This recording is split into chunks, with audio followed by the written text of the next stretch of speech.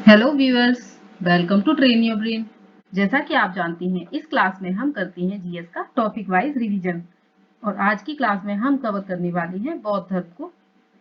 तो वीडियो को पूरा लास्ट तक देखेंगे और गाइज आपका कोई भी फीडबैक, कोई भी सजेशन है तो आप हमें कमेंट बॉक्स में लिखेंगे और क्लास आपको अच्छी लगती है तो इसे सब्सक्राइब करेंगे, लाइक करेंगे एंड शेयर करेंगे। चलिए स्टार्ट करते हैं। तो पहला क्वेश्चन है हमारे पास, गौतम बुद्ध का जन्म कब हुआ था? तो गौतम बुद्ध का जन्म कब हुआ था बताएंगे। ऑप्शन है हमारे पास 563 बीसी, 558 बीसी, 561 बीसी या 544 बीसी। क्या होगा सही आंसर? सही आंसर है हमारे पास 563 बीसी। गौतम बुद्ध का जन्म 563 बीसी में हुआ था और कहाँ हुआ था? प्लेस क्या होगा इसका? तो प्लेस है लुम्बिनी, यानी कि लुम्बिनी में हुआ था और कपिलवस्तु के पास में। ठीक है, और देख लेते हैं कि इनके पिता कौन थे और माता कौन थी, उनके बारे में जान लेते हैं। तो इनके पिता जो थे वो शुद्धोधन थे और शाक्यगढ़ से संबंधित थे वो। इनकी माता कौन थी? माता का नाम महामाया था, जो कि कोलीय वंश से संबंधित थी। इनका वंश भी याद रखेंगे और नाम भी याद रखेंगे। तो पिता थे इनके शुद्धोधन और माता थी माया देवी। पिता का संबंध शाक्यगढ़ से और माता का संबंध कोलीयगढ़ राज्य से।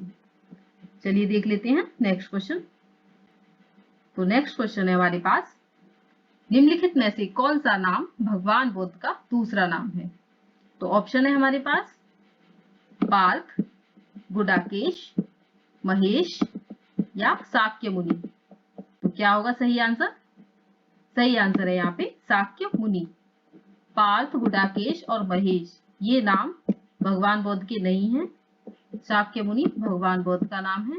भगवान बुद्ध को बचपन में सिद्धार्थ के नाम से जानते थे, बाद में इनका नाम शाक्य मुनि पड़ा। और एक और नाम आप याद रख सकते हैं तथागत, ये भी पूछा जाता है। तो दो नाम आप याद रखेंगे, तथागत और शाक्य मुनि भगवान बुद्ध के नाम है। चलिए देख लेते हैं आगे। आगे कौन सा क्वेश्चन है?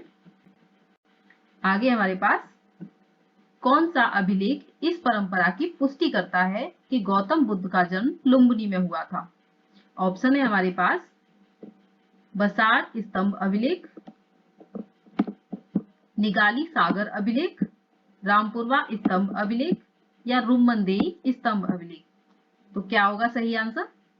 सही आंसर है यहाँ पे रुमनदेई स्तंभ अभिलेख।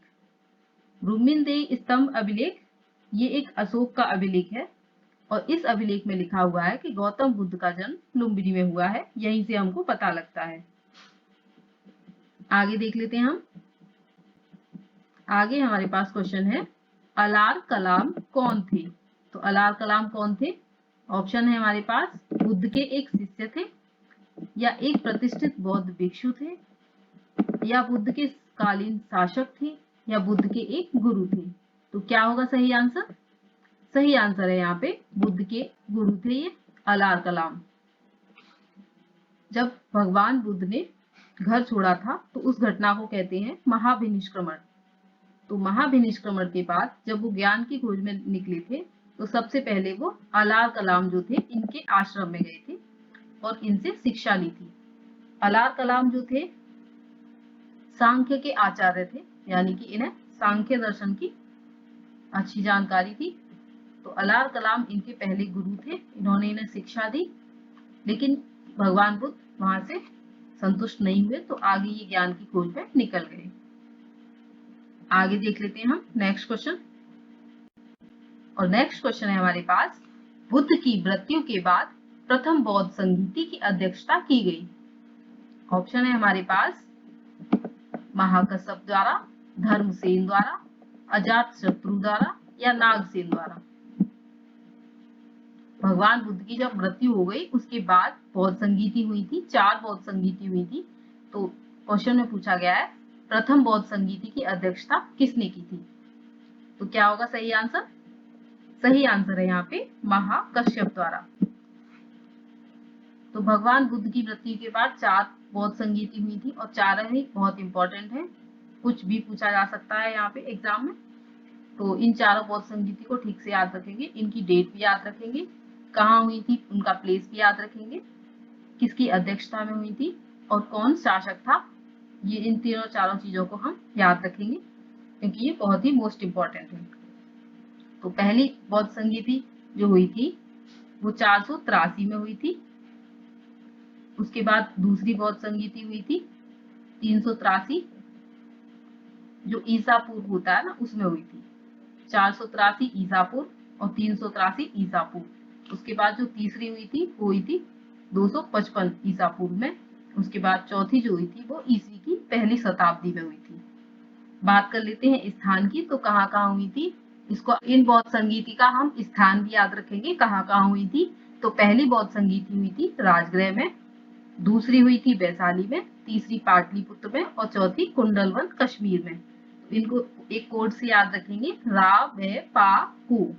पहली रा से हो गई राजगृह, वै से हो गई वैशाली, पा से पाटलिपुत्र और क से हो गई कुंडलवन।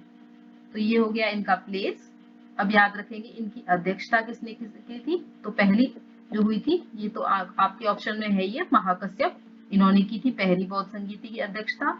इनके बाद जो हुई आए थे अध्यक्ष वो थे सवाकामी, उसके बाद मोगलीपुत्र, उसके बाद चौथी संगीति के अध्यक्ष जो थे वो थे वसुमित्र या अश्वघोष। शासक की बात कर लेंगे तो पहली बौद्ध संगीति जो हुई थी वो अजातशत्रु के शासनकाल में हुई थी। दूसरी जो हुई थी उसके टाइम पे कालाशोक थे, तीसरी के टाइम पे अशोक, चौथी के टाइम पे कनिष्क थे। चलिए आगे क्वेश्चन देख लेते हैं हम। और नेक्स्ट क्वेश्चन है हमारे पास, भारतीय कला में बुद्ध के जीवन की किस घटना का चित्रण हिरण सहित चित्र चक्र द्वारा हुआ है। मतलब उस चित्र में हिरण चक्र के साथ दिखाया गया है। तो ये कौन सी घटना है। ऑप्शन है हमारे पास, प्रथम उपदेश, निर्वाण, संबोधि या शुद्धता और पवित्रता। तो क्या होगा सही आंसर। सही आंसर है हमारे पास प्रथम उपदेश। भगवान बुद्ध के प्रथम उपदेश को चित्रित किया गया था, ये हिरण के साथ चक्र के दिखा के, हिरण के साथ चक्र दिखाया गया है। तो ये डिनोट करता था भगवान का प्रथम उपदेश। भगवान ने जो गौतम बुद्ध ने जो पहला उपदेश दिया था वो कहाँ दिया था, इस बात को याद रखेंगे। तो भगवान बुद्ध ने अपना पहला उपदेश सारनाथ में दिया था और हिरण वन में दिया था। इसीलिए ये चित्र में हिरण रखा गया है क्योंकि हिरण वन जगह पे इन्होंने सारनाथ में अपना पहला उपदेश दिया था।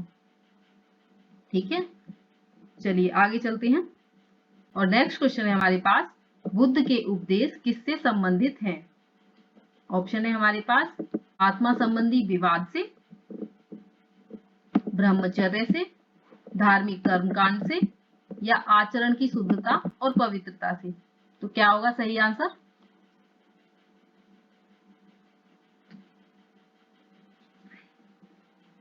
और सही आंसर है हमारे पास आचरण की शुद्धता एवं पवित्रता। बुद्ध के उपदेश किससे संबंधित हैं, आचरण की शुद्धता और पवित्रता से। भगवान बुद्ध के उपदेशों की बात करेंगे तो इनमें आत्मा संबंधी कोई विवाद नहीं है, लेकिन इन्होंने धार्मिक कर्मकांड जो भी थे उनकी बहुत ही कड़ी आलोचना की थी। आगे देख लेते हैं नेक्स्ट क्वेश्चन। और नेक्स्ट क्वेश्चन है हमारे पास, बौद्ध संघ में, सॉरी ये मिसप्रिंट है, यहाँ पे भिक्षुणी लिखा हुआ है। बौद्ध संघ में भिक्षुणी के रूप में स्त्रियों के प्रवेश को अनुमति बुद्ध द्वारा दी गई थी। कहाँ पर दी गई थी ये पूछा है। तो ऑप्शन है हमारे पास, कुशीनगर में, श्रावस्ती में, वैशाली में या राजगृह में। तो कहाँ पे दी थी, आंसर क्या होगा इसका। आंसर है इसका वैशाली में। तो वैशाली में भिक्षुणी के रूप में स्त्रियों के प्रवेश को अनुमति दी थी बुद्ध ने। तो ऐसा किसके कहने पे किया था ये भी पूछ लिया जाता है। तो इनके जो प्रिय शिष्य थे आनंद, इनके कहने पर किया था। और ये भी पूछा जा सकता है कि भिक्षुणी के रूप में पहली शामिल होने वाली स्त्री कौन थी। तो उसका आंसर आपका होगा महाप्रजापति गौतमी। महाप्रजापति गौतमी पहली स्त्री थी जो भिक्षुणी के रूप में बौद्ध संघ में प्रवेश किया था जिन्होंने। चलिए देख लेते हैं नेक्स्ट क्वेश्चन। और नेक्स्ट क्वेश्चन है हमारे पास, निम्नलिखित में से किस बौद्ध ग्रंथ में संघ जीवन के नियम प्राप्त होते हैं? ऑप्शन है हमारे पास दीर्घ निकाय, विनय पिटक, विभाषा शास्त्र या त्रिरत्न। तो क्या होगा सही आंसर यहाँ पे? सही आंसर है यहाँ पे विनय पिटक। तो बुद्ध धर्म की शिक्षाओं के लिए त्रिरत्न बनाए गए थे। तो त्रिरत्न में 3 तरह के रत्न थे। कौन कौन से थे? विनय पिटक, सुत्त पिटक और अभिधम्म पिटक। इन तीनों को याद रखेंगे। कौन कौन से थे? विनय पिटक, सुत्त पिटक, अभिधम्म पिटक, ये त्रिपिटक थे। तो विनय पिटक में क्या है? विनय पिटक में संघ संबंधी जो भी शिक्षा और नियम थे वो सारे लिखे हुए थे विनय पिटक में। बात कर लेंगे सुत्त पिटक की। तो सुत्त पिटक में इनके धार्मिक सिद्धांत लिखे हुए थे और अभिधम्म पिटक जो था उसमें दार्शनिक सिद्धांत लिखे हुए थे। तो यहाँ पे विनय पिटक में क्या था? संघ संबंधी सिद्धांत, और सुत्त पिटक में धार्मिक सिद्धांत, और अभिधम्म पिटक में दार्शनिक सिद्धांत। चलिए चलते हैं नेक्स्ट क्वेश्चन पे। और नेक्स्ट क्वेश्चन है हमारे पास, विश्व का सबसे ऊंचा कहा जाने वाला विश्व शांति स्तूप बिहार कहाँ स्थित है? ऑप्शन है हमारे पास वैशाली, नालंदा, राजगीर या पटना। क्या होगा आंसर? तो आंसर होगा यहाँ पे राजगीर। राजगीर में विश्व का शांति स्तूप बिहार स्थित है, जो कि विश्व का सबसे ऊंचा है। इसकी ऊंचाई लगभग 400 मीटर है। ओके, ऊंचाई याद रखेंगे। इसकी ऊंचाई कितनी है? 400 मीटर है।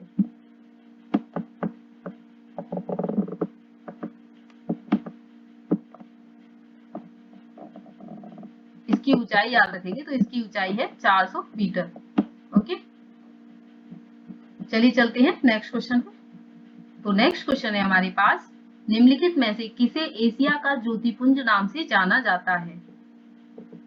ऑप्शन है हमारे पास ईसा मसीह, भगवान बुद्ध, पैगंबर मोहम्मद और महावीर। तो क्या होगा सही आंसर? सही आंसर है हमारे पास भगवान बुद्ध। भगवान बुद्ध को एशिया का ज्योतिपुंज या फिर इंग्लिश में बोले तो लाइट ऑफ एशिया कहते हैं। लाइट ऑफ एशिया एक बुक लिखी गई थी एडविन अर्नोल्ड के द्वारा। एडविन अर्नोल्ड एक राइटर थे, उन्होंने एक बुक लिखी थी, उसका नाम था लाइट ऑफ एशिया।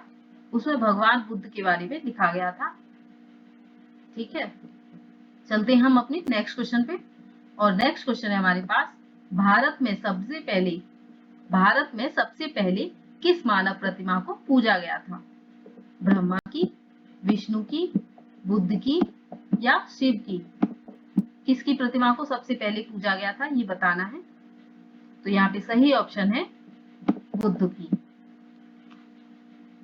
जनरली देखा जाए तो बौद्ध धर्म में मूर्ति पूजा का विरोध किया गया था, लेकिन बाद में सबसे पहले बुद्ध की ही प्रतिमा बनाई गई थी और जिसे पूजा गया था। बुद्ध की जो प्रतिमा बनाई गई थी वो महायान शाखा के अनुयायी जो थे उनके द्वारा बनाई गई थी और उन्होंने ही इसकी पूजा शुरू की थी। चलिए देख लेते हैं नेक्स्ट क्वेश्चन। और नेक्स्ट क्वेश्चन है हमारे पास, महायान बौद्ध धर्म में बोधिसत्व अवलोकितेश्वर को और किस नाम से जाना जाता है? ऑप्शन है हमारे पास वज्रपाणी, मंजूश्री, पदमपाणी या मैत्रेय। तो क्या होगा सही आंसर? सही आंसर है यहाँ पे पदमपाणी। चलिए देख लेते हैं नेक्स्ट क्वेश्चन। और नेक्स्ट क्वेश्चन है हमारे पास, नालंदा विश्वविद्यालय किस लिए प्रसिद्ध था? ऑप्शन है हमारे पास चिकित्सा विज्ञान, अर्थशास्त्र, बौद्ध धर्म दर्शन या रसायन विज्ञान। किसके लिए फेमस था? तो सही आंसर है हमारे पास बौद्ध धर्म दर्शन के लिए प्रसिद्ध था नालंदा विश्वविद्यालय। नालंदा विश्वविद्यालय पूरे विश्व में फेमस था ये बौद्ध धर्म दर्शन के लिए। यहीं पे जो नालंदा विश्वविद्यालय था, यहाँ पे हुइनसांग नाम का एक चीनी यात्री आया था, उसने यहीं से बौद्ध धर्म की शिक्षा ली थी। हुइनसांग किसके शासन काल में आया था? हर्षवर्धन के शासन काल में। चलिए देख लेते हैं आगे नेक्स्ट क्वेश्चन। तो नेक्स्ट क्वेश्चन है हमारे पास, कौन सी बात बौद्ध धर्म तथा जैन धर्म में समान नहीं है? ऑप्शन है हमारे पास अहिंसा, वेदों के प्रति उदासीनता, आत्मदमन या रीति रिवाजों की अस्वीकृति। तो कौन सी बात जैन धर्म और बौद्ध धर्म में समान नहीं है, ये बताना है हमको। क्या होगा सही आंसर? सही आंसर है आत्मदमन। आत्मदमन ये बात सेम नहीं है, लेकिन बाकी की जो तीनों बातें हैं वो बौद्ध धर्म और जैन धर्म दोनों में ही समान है। अहिंसा बौद्ध धर्म के लोग भी बोलते थे और जैन धर्म के लोग भी अहिंसा के लिए बौद्ध धर्म के लोग भी मानते थे और जैन धर्म के लोग भी मानते थे। वेदों के प्रति दोनों ही धर्म उदासीन हैं, दोनों ही उनमें विश्वास नहीं रखते थे। आगे बात करें तो रीति रिवाजों में अस्वीकृति, तो धार्मिक कर्म कांडों का तो इन्होंने विरोध किया ही था, ये सब जानते हैं। चलिए चलते हैं नेक्स्ट क्वेश्चन पे। नेक्स्ट क्वेश्चन है हमारे पास, बौद्ध तथा जैन दोनों ही धर्म विश्वास करते हैं, किस चीज में विश्वास करते हैं? तो ऑप्शन है हमारे पास कर्म तथा पुनर्जन्म की सिद्धांत सही है, मृत्यु के पश्चात मुक्ति संभव है, स्त्री तथा पुरुष दोनों ही मोक्ष प्राप्त कर सकते हैं, जीवन में मध्यम मार्ग सर्वश्रेष्ठ है। तो क्या होगा सही आंसर यहाँ पे? सही आंसर है यहाँ पे कर्म तथा पुनर्जन्म के सिद्धांत सही है। ये इस बात को दोनों ही धर्म मानते थे।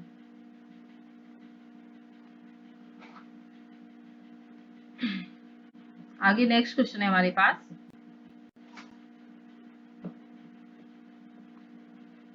सुल्तानी में बौद्ध की कौन सी शाखा सबसे प्रभावशाली थी? ऑप्शन है हमारे पास वज्रयान, हीनयान, तंत्रयान या महायान।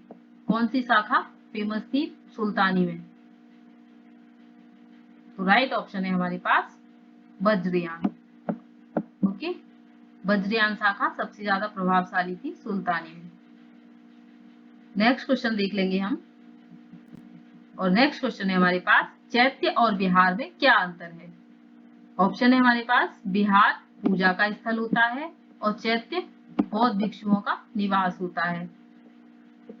और चैत्य पूजा स्थल होता है या बिहार निवास स्थान होता है, या दोनों में कोई अंतर नहीं है?